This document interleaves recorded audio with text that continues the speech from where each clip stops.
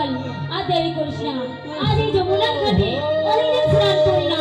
আজ আমি যমুনার ঘাটে মনের আনন্দে স্নান করবো।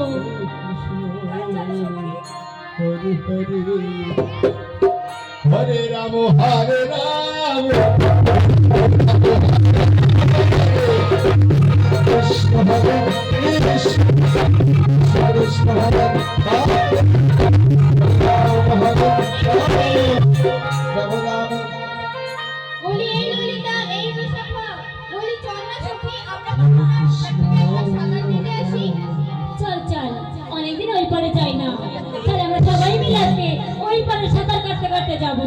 চল চল সবাই মিলে চল, খুব মজা হবে। হরে হরে হরে রাম হরে রাম কৃষ্ণ হরে